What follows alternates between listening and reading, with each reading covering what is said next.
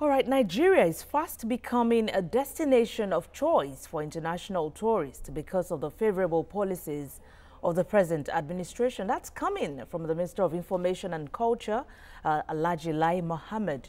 He made the remarks recently and he said the country's increasingly high rating in the international community and the successes achieved by the present administration in ensuring the security of lives and property, as well as providing such infrastructure as power, roads and rail, can attest to that. It said the visa on arrival policy is also helping in making Nigeria a destination of choice for tourists and business people in general. The federal government already is working and it has continued to pursue those policies that are fast turning Nigeria into a destination of choice, enhancing security, building infrastructure, implementing the tourism master plan and strengthening the visa on arrival policy. Yes, now the hospitality and tourism industry in Nigeria contributed about 4.8% to the country's GDP. That was 2 years ago, a rise from 1.7% in 2018. What's it like today? Is it a money spinner for the country? Let's discuss this and let's get perspective. And joining me to do that is a travel operator and the CEO, Fido Trips, Ifedayo. Andrew Gumbayo, many thanks for your time. Thank you. Finally, we're able to get you on set to talk to us more about this. Thank you. Let's begin that way. Tourism 2 years ago, with the figures I gave earlier, that was what it was able to achieve. What is it like now? Okay, thank you. Travel and tourism globally is one of the fastest growing economies of the world, and it's been able to create jobs, help the economy of every nation.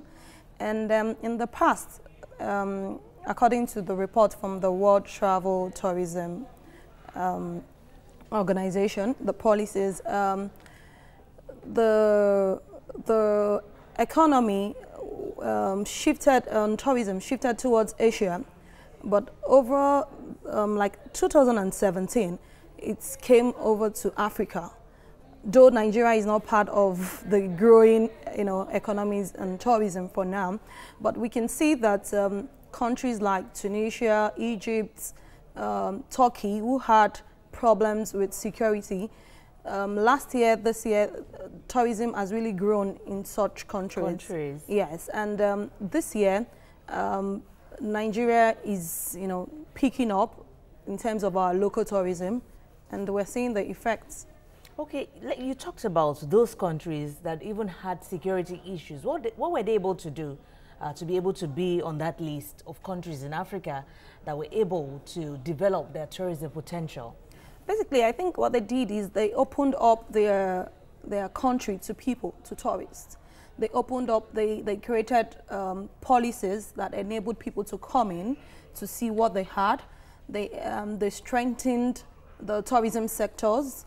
The hotels are cheaper, and you could get, in Turkey, for example, you could get visas on arrival for some countries, and it's also a good place for, for sales of business. A lot of people go there for business. A lot of our Nigerians even go to Turkey to buy one or two things. So when you go, you see also, and that also has developed their country. So, but where is Nigeria in all this? Yes, I know you've been doing a lot of Turkey, a lot of Tunisia, a lot of Dubai.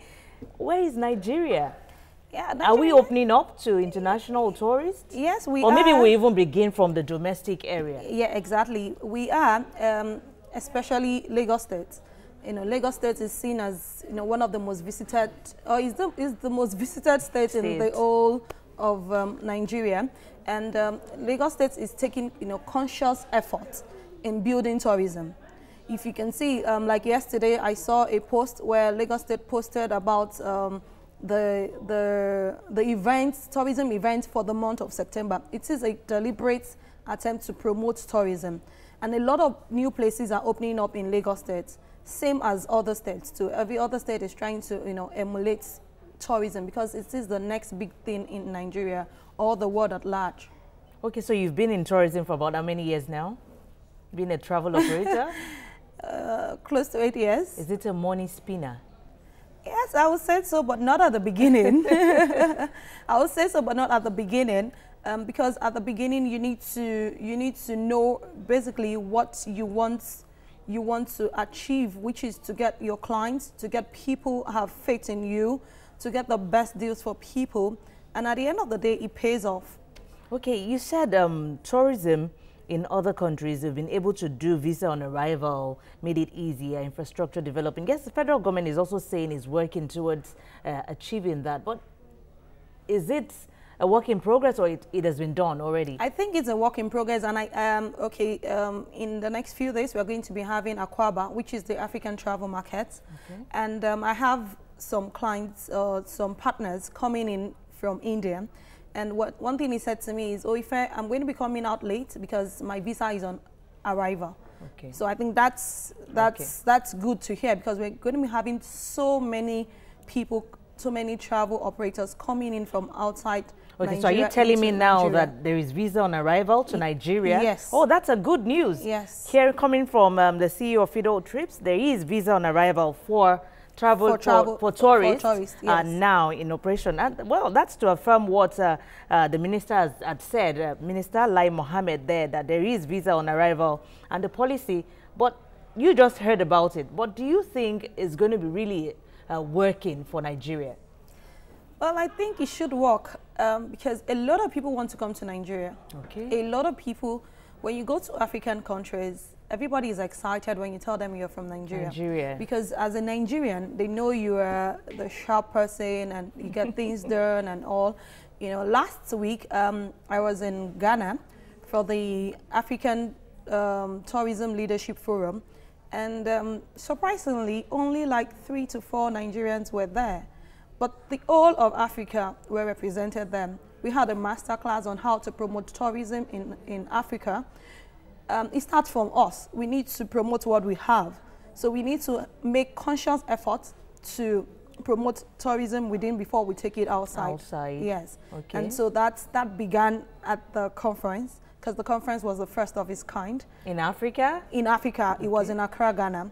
Okay. And I believe with these policies being in place, we develop Africa, we develop our country, because Nigeria has so many, green areas that we've not tapped into. Okay, so what's inhibiting us tapping those green areas?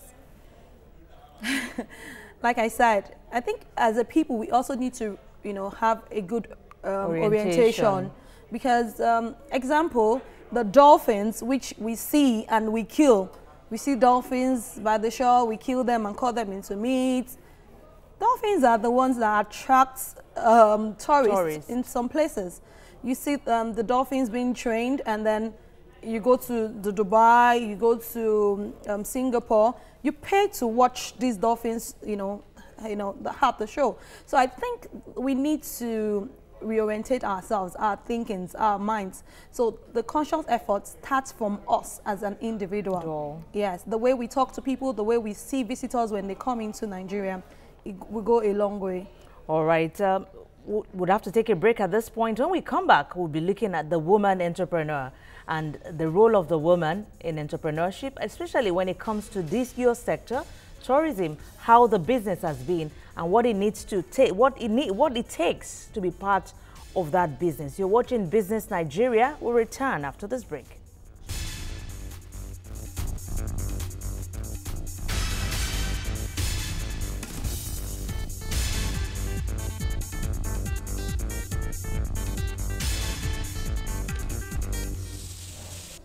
Glad to have you back. You're watching Business Nigeria, and the focus has been the business of tourism in Nigeria. I've been speaking with an entrepreneur and the Chief Executive Officer, Fido Trips, Ifedayo Andrew Gumbayo. Yes, Ife, you are a woman entrepreneur in this business, and there have been calls for women inclusion in business. What's the place or the role of women at this point in tourism?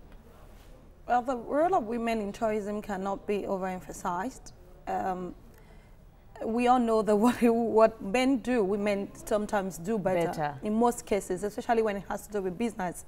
And the business of tourism in Nigeria, for example, it's mostly a woman-dominated industry. Really? Yes. Oh. And these women are not women who just stumbled into travel and tourism. They are people who went to school. We have lawyers, we have estate surveyors, we have accountants. Is there any particular thing in it for women to be dominating this industry? Yeah, well, you know, the tourism industry has to do with hospitality. And we also know that women, you know, are more hospitable than men. Is that affinity? Okay. Yes, so, and we're doing it right. So what has it been like for you in the past years that you talked about? How has the business really been? Well, it's been good, I wouldn't say, but you know, it has its challenges, but it's been good. I tend to have more people to talk to, and also, you know, apart from the normal challenges of running a business in Nigeria. Is it just the normal challenges, or there are peculiar challenges? Talk to us about them. No, but for me, there are no peculiar challenges to... The normal challenges are, one, you get duped. The normal thing, like, you know, but I wouldn't say it's because I'm a woman. It just happens in the travel industry. And, you know, the challenge with maybe electricity or something, but it's the normal business challenge that happens in the country. So, all right.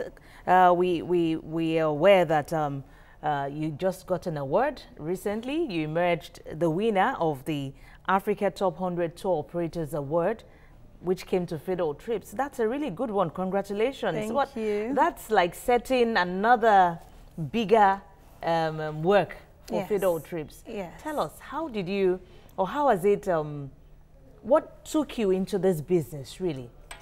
What took me into the business would be my passion for arranging events, my passion for tourism.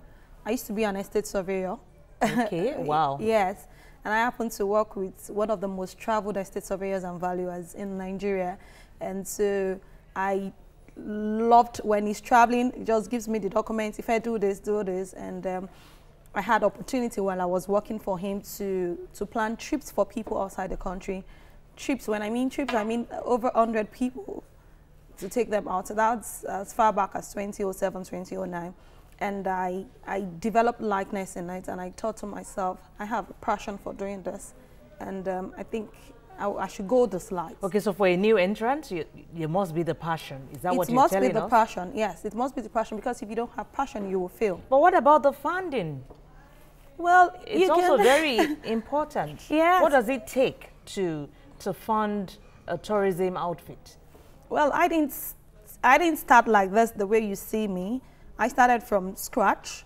When I mean from scratch, I meant that I was even working in a paid environment when I started Fiddle Trips. Okay, so all you need for you to start is, once you have the knowledge, you've gone to maybe a training, you have the passion, you can as well get your laptop, internet access. You can start in the corner of your home. Without a dime? Well, you should have a laptop and a phone to be able to communicate, and internet access. Because you must have something to show. And then you don't have to start advertising on radio, jingles and all, because that could cost you more money. But you can start from your next door neighbor, your families, your friends. That's how I started. And then they referred people, they referred people, they referred people, and that's how you grow. Okay, just before I let you go, and very briefly at that, where do you think tourism will be in the next 5 years in Nigeria, looking at the diversification agenda of the federal government? Yeah, with the intention of the government now, I think tourism will grow exponentially, especially if we use Lagos as a case study. And while all the, you know, Lagos State had the Lagos Tourism Summit in April, and we can see a lot of people coming into the country. And with this, I believe Nigeria as a whole, we are ready now for local tourism, and we should just make conscious effort, and we'll get there. All right, we'll have to leave it at that. As CEO, Fiddle Trips, Ifedayo Andrew Ogumbayo, thank you for your time on Business Nigeria. Thank you too. I appreciate it.